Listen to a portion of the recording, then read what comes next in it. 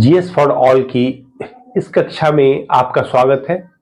हम एटलस की कक्षा को ले रहे हैं और जिसमें आपने कल की कक्षा में दक्षिणी अमेरिकी महाद्वीप को देखे थे, उसके विभिन्न देशों को, जिसमें मुख्यतः 12 देश हैं शामिल, उसको देखे थे और उसकी राजधानियों से आप अवगत हुए थे। आज आइए हम इसका रिवीजन करते हैं। तो देखिए, ये दक्षिण अमेरिका का भाग है और दक्षिण अमेरिका में जैसे आपने 12 देशों को देखे, एक 13वां जो देश है ये फ्रेंच गुयाना है, जो कि फ्रांस के अधीन है। और फिर यहाँ पे एक 14वां देश जो है वो फॉकलैंड द्वीप है, जिसकी राजधानी स्टैनली है और यह है ब्रिटिश के अंतर्गत ये द्वीप है, यानी ब्रिटिश कॉलोनी है, ये देखा जा सकता है। ब्रिटिश द्वीप है, ब्रिटिश के क्षेत्राधिकार में है। तो आइए हम एक एक करके देशों को देखें। तो पहला आपने जैसे पढ़ा, इसका ये है ब्राजील, ये आपने देखा था इसको पराग्वे, और ये देखा था आपने उरुग्वे। ध्यान रखिएगा, ये ब्राजील है, ये पराग्वे है, ये उरुग्वे है। और यहां पर आपने अर्जेंटीना को देखा था, ये आपका हो गया चिली। और ये जो क्षेत्र है ये पेरू, ये क्षेत्र है इक्वाडोर, ये आप देख सकते हैं इसको कोलंबिया के रूप में। और ये जो देश है ये वेनेजुएला,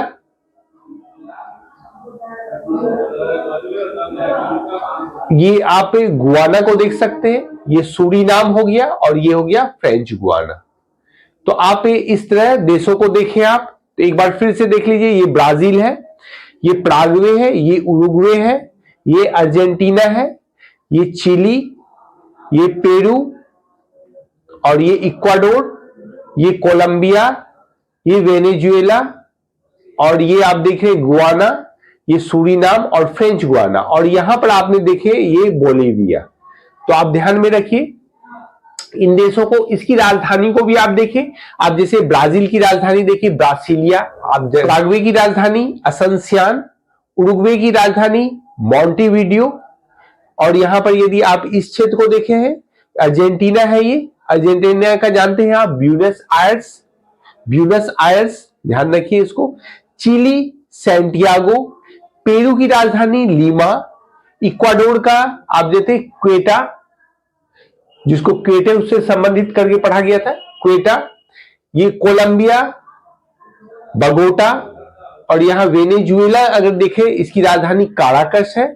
और Guyana George town, Suriname Paramaribo, और फ्रेंच गुयाना कोएने। और यहां पर बोलीविया की राजधानी लोपाज, या आप इसको के लापाजा भी कहते हैं, इसको पाज भी लिखा जाता है। तो इस पे आप देखिएगा। अब यहां पर देखिए 14 आप देखें, ये जो ब्रिटिश से के अधीन ये फॉकलैंड द्वीप है, उसके बारे में आप देखें इसको। तो आइए इसके कुछ प्रमुख तथ्यों को देखते हैं। तो देखिए दक्षिण अमेरिका में ब्राजील, पेरू, इक्वाडोर और कोलंबिया, आप देख रहे हैं ना, ये क्षेत्र है ब्राजील, पेरू, इक्वाडोर और ये आप देखें कोलंबिया। ये जो देश है ये आप विषुवत रेखीय देश है, ध्यान रखिएगा, ये विषुवत रेखा पर है। तो आप जैसा कि जानते हैं, अगर ये पृथ्वी है और इसके बीचों बीच अगर एक रेखा खींची जाए, काल्पनिक रेखा, तो इसको हम विषुवत रेखा कहते हैं। विषुवत रेखा यानी इक्वेटर। तो इक्वेटर पर यदि देश पूछे, ये दक्षिण अमेरिका की कौन से देश इक्वेटर पर है, तो हम क्या कहेंगे। यहां देखिए ब्राजील, पेरू, इक्वाडोर और कोलंबिया। यहां देखिए ब्राजील, पेरू, इक्वाडोर और कोलंबिया। तो ये आप ध्यान रखिएगा इसको। दूसरा देखिए फैक्ट है, दक्षिण अमेरिका में 4 देश है जहां से मकर रेखा गुजरती है। आपने कॉन्सेप्ट जाना होगा, 23.5 डिग्री अगर जो है अक्षांश है ये, तो ये कर्क रेखा है 23.5 डिग्री, और ये मकर रेखा है 23.5 डिग्री दक्षिणी अक्षांश को, ठीक है, ध्यान रखिएगा। तो यहाँ 23.5 डिग्री दक्षिणी जो अक्षांश है, तो इसमें देखा जाए कौन कौन देश है, ब्राजील है, पराग्वे है, अर्जेंटीना है और चिली है। तो आप देखिए यहां पर ये कौन सा देश है, यहां पर ब्राजील है, देख रहे हैं ना, ब्राजील है। और यहां पराग्वे को आप लीजिए, पराग्वे देख रहे हैं ना, अर्जेंटीना, पराग्वे, अर्जेंटीना, और आप ये चिली को ले लीजिए, ये जो चारों देश है ये मकर रेखा पर है। अब आइए तीसरा फैक्ट देखें।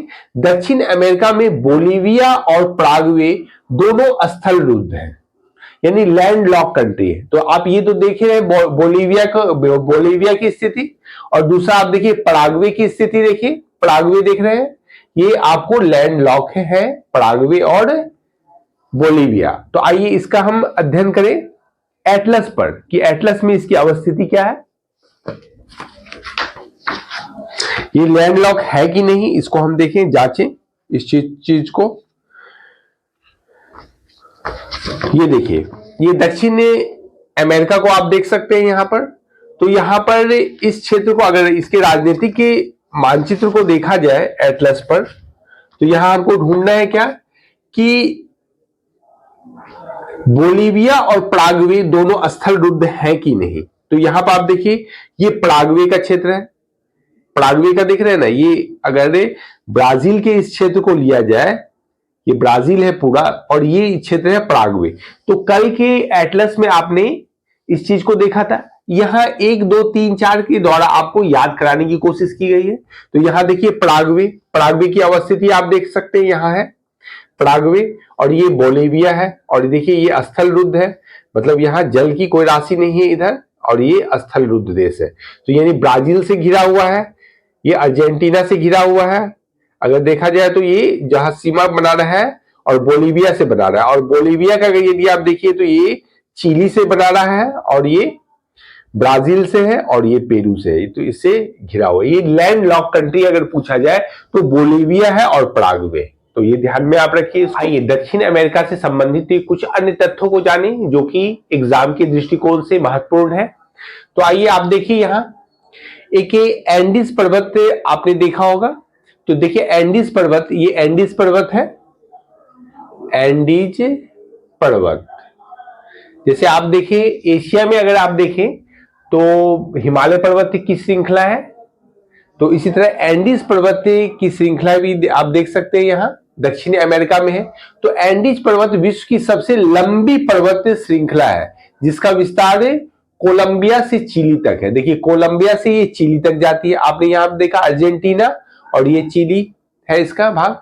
दूसरा देखिए पार्ट ये क्या है, इकांकागुआ, माउंट इकांकागुआ जो है, माउंट इकांकागुआ एंडीज की सबसे ऊंची चोटी है जो अर्जेंटीना और चिली के बीच अवस्थित है। तो आप इसकी अवस्थिति को देख रहे हैं एंडीज का, जिसका विस्तार कोलंबिया से लेकर चिली तक है।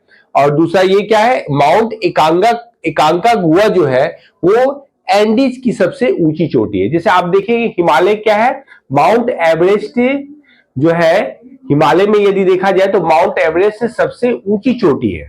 तो इसी तरह एंडीज अगर पर्वत को देखें तो उसकी सबसे ऊंची चोटी माउंट इकांकागुआ है। और तीसरा हम देखें एक फैक्ट यहां कि अटाकामा मरुस्थल चिली और पेरू का उष्ण कटिबंधीय मरुस्थल है। ध्यान रखिएगा ये उष्ण कटिबंधीय मरुस्थल है, ना कि शीतोष्ण मरुस्थल। तो इसको भी ध्यान में रखिए, ये अटाकामा का क्षेत्र है, और ये कहा पेरू, और आपने देखा था पेरू जिसकी राजधानी लीमा, और दूसरा यहां पर देखें चिली का सैंटियागो। तो यानी यही क्षेत्र जो चिली और पेरू के को कवर करता है अटाकामा मरुस्थल। तो इस फैक्ट्स को आप ध्यान में रखिए। अमेरिका के कुछ तथ्यों को, तो यदि आप देखिए पेटागोनिया का पठार, तो पेटागोनिया मरुस्थल को आप देखिए, यही पेटागोनिया की पठार के आसपास के क्षेत्र में है। जैसे आपने अटाकामा मरुस्थल को देखा, वो उष्ण कटिबंधीय मरुस्थल था। इस तरह पेटागोनिया मरुस्थल जो है, इसके पेटागोनिया पठार के आसपास के क्षेत्र में है, तो यह शीत मरुस्थल के रूप में जाना जाता है। तो अब इसको देखिए, पेटागोनिया का पठार चिली के पूर्व में और एंडीज पर्वत के पद स्थली, यानी इसके पेडिस्टेट पर है, ये मतलब के पैडल भाग पर है, यानी पद स्थल पर है, यानी सबसे निचले पांव के स्थान पर है एंडीज पर्वत का। तो का विकास हुआ है, एक पठार का विकास हुआ है। इस पठारी क्षेत्र में वर्षा कम होती है, कम है पठारी क्षेत्र में वर्षा। इस क्षेत्र को शीतोष्ण मरुस्थल के रूप में जाना जाता है। तो ये ध्यान में रखिए, पेटागोनिया का जो पठार है वो शीतोष्ण मरुस्थल का निर्माण करता है। आगे आप देखिए गुआना की जो है उच्च भूमि ये है, यानी हाईलैंड है, और ब्राजील की उच्च भूमि है। यह प्रमुख रूप से संसाधन के रूप में इस क्षेत्र को जाना जाता है। तो यहाँ देखिए ब्राजील की उच्च भूमि और गुआना की उच्च भूमि गोंडवाना लैंड का भाग है जहां अधिक मात्रा में खनिज मिलते हैं। तो इसको आप ध्यान में रखिए। और यदि आप देखिए अगर इस क्षेत्र को, तो यहाँ पे दो प्रमुख झीलें हैं। अगले पॉइंट में देखिए, एक टीटीकाका है, लेक टीटीकाका, ये टीटीकाका झील और मराकैबो झील है। इसको ध्यान में रखना है आपको। दो झील के बारे में हम जानेंगे, एक है कौन, मराकैबो झील, और दूसरा क्या है, टीटीकाका झील, जो कि टीटीकाका आप जानते हैं विश्व प्रसिद्ध झील है। तो आइए इसके बारे में देखें। वेनेजुएला के उत्तर में मराकैबो झील है, वेनेजुएला के उत्तर में, और यह पेट्रोलियम का भंडार है। आप जानते हैं कि विश्व में तेल उत्पादक के देशों में वेनेजुएला का एक अपना प्रमुख स्थान है, और यह किसके कारण है, मराकैबो झील के कारण है। यह पेट्रोलियम के भंडार के रूप में है और यहीं से विश्व स्तर पर पेट्रोलियम का दोहन किया जाता है। दूसरा देखिए लेक टिटिकाका के बारे में। टिटिकाका झील पेरू और बोलीविया के बीच अवस्थित है और यह विश्व की सबसे ऊंची झील है। जैसा कि आप जानते हैं विश्व की सबसे ऊंची नौकागम्य झील पूछे तो वो क्या है, आप जानिए उसको, लेक टिटिकाका है। तो ध्यान में रखना है इसको। और यहाँ पर अगला देखिए एक और है कि अमेजन बेसिन, यानी अमेजन बेसिन विश्व की सबसे बड़ी बेसिन है। यानी अगर जल ग्रहण क्षमता के बारे में देखा जाए, द्रोणी के बारे में देखा जाए, यानी सबसे बड़ा जल ग्रहण क्षेत्र किस नदी के द्वारा बनाया जाता है, यानी जल नदी द्रोणी कहाँ है सबसे विश्व का, तो वो है अमेजन बेसिन है। तो इसको जानिए, अमेजन बेसिन विश्व की सबसे बड़ी नदी द्रोणी है और यह दक्षिण अमेरिका में सबसे लंबी नदी के रूप में अमेजन नदी को भी जाना जाता है। और विश्व स्तर पर सबसे बड़ी जो है द्रोणी, नदी द्रोणी का निर्माण अमेजन द्रोणी के द्वारा किया जाता है। तो इस दो तथ्य को आपको ध्यान में रखना है। और यहाँ पर एक चीज और जानिए, जैसे अमेजन नदी जो है वो किस किस क्षेत्र में होके बहती है, तो यहाँ देखिए ब्राजील के भाग से, यानी ब्राजील के कुछ भाग को लेती है, बोलीविया के कुछ भाग को ले रही है, यहाँ देखिए पेरू का कुछ भाग है, इक्वाडोर का कुछ भाग है, कोलंबिया का कुछ भाग है और वेनेजुएला का भाग है।